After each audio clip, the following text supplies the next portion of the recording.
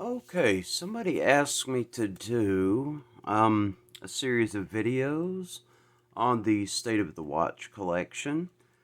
I have a collection of more modern watches, very large collection of vintage pieces, and a sizable number of pocket watches.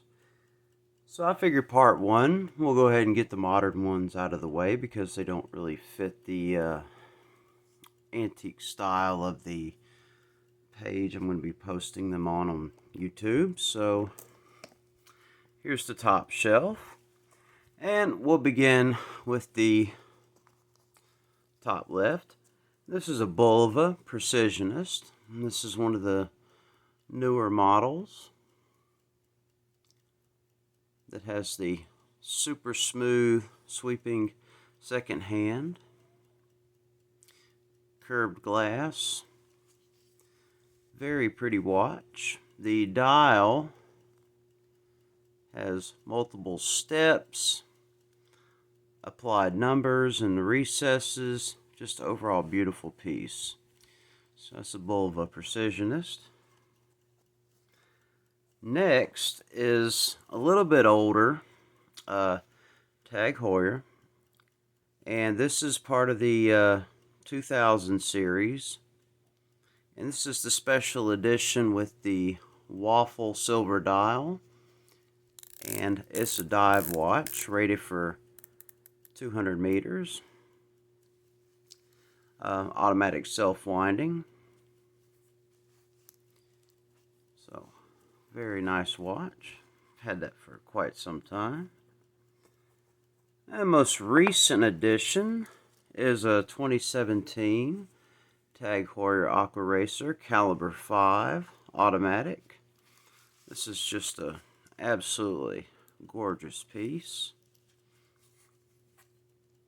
And the first modern watch with the magnifying Cyclops lens in it that actually does more than just magnify 1.5 times. So, very nice piece. Next one is the patent leather quick deployant strap, Seiko Presage. And this one has the sunburst dial, absolutely stunning, date complication, and very, very classy watch. Exhibition case back, showing the 4R movement.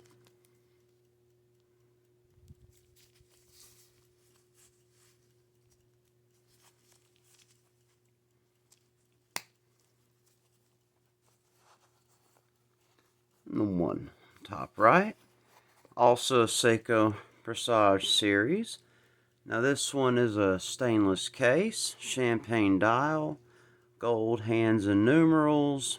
It's got a sub-dial for the date, which is cool, and power reserve meter with this hand here. So, of course, this already passed 40 hours, but if you go to wind it, it shows you the amount of power you have left out of 40 hours. And this also has a 4R series movement. And here, this is a Movado 800 series chronograph, heavily jeweled quartz chronograph movement, butterfly to point clasp, and you can see the Movado 800 series well engraved into the back. Absolutely beautiful piece, and it's one that's definitely changed my mind about Movado. 120 click bezel, no play at all. Next to it is a classic styled Lovato Museum, also with a butterfly to point clasp. Very nice watch. It's quite lightweight, even though the end links and the band are all solid. It's a quartz watch, of course, just like the chronograph here. But nice Swiss-made quartz, very clean. And the newer ones have the round reflective jewel at the top instead of the classic diamond, which I tend to prefer. And here is a Tissot Swissmatic. This is a 19 jewel movement. It's got an exhibition case back, and I've got this on a black and white NATO strap, which looks quite awesome with the black and white on the dial and the bezel, and then the movement's also black and white. And funny enough, there will be another watch in this video that has the same identical movement, because these are all under the swatch group. And we'll see that when we get into the bottom drawer.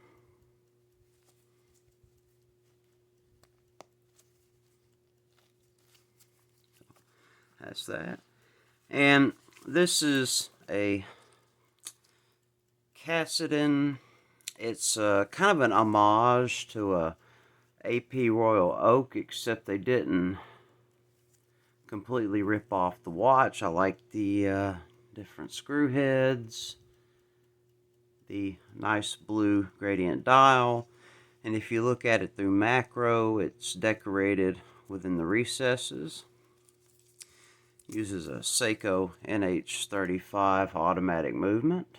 It was pretty common for these budget homage watches. No big deal.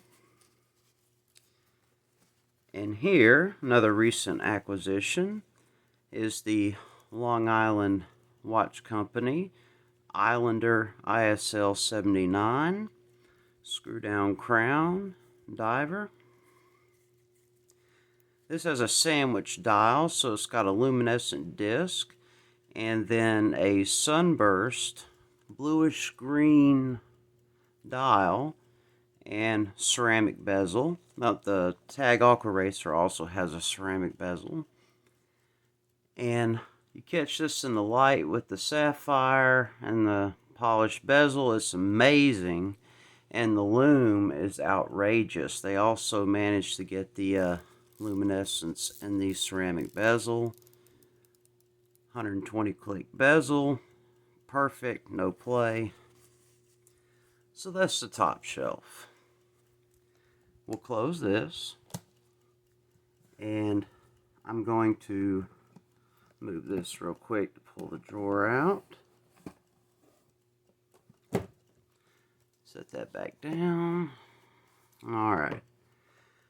We're getting some of the older stuff, maybe cheaper, but, you know, it's no big deal. So we'll start top left.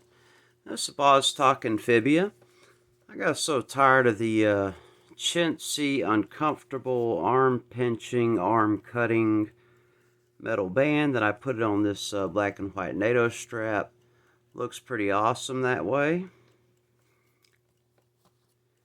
Here is a 1990s solid titanium Swiss Bulva Precision quartz chronograph. And what's funny to me is the quality of the dial is absolutely incredible. You have a very nice rotating bezel. The strap or the bracelet, all titanium as well.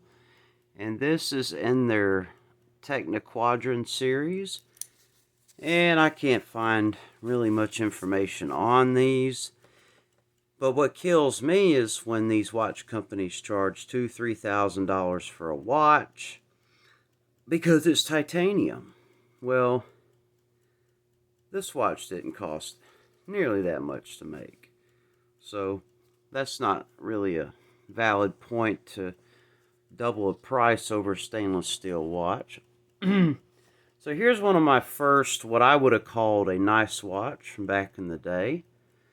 This is a red face relic, and these were made by Fossil. You got solid links, nice quick to point clasp. They call it the relic wet. Screw off back, it's quartz movement, dated 6. And surprisingly, a nice rotating bezel, which is a little bit odd for this type of watch, but a welcome feature nonetheless. Over here, we have a 1990s. This is a Seiko, and I forget the model number, but it's got a dated 6. And it's got that blackened coating over stainless steel. Nice to point clasp on it. Just a generally decent quality watch. Quite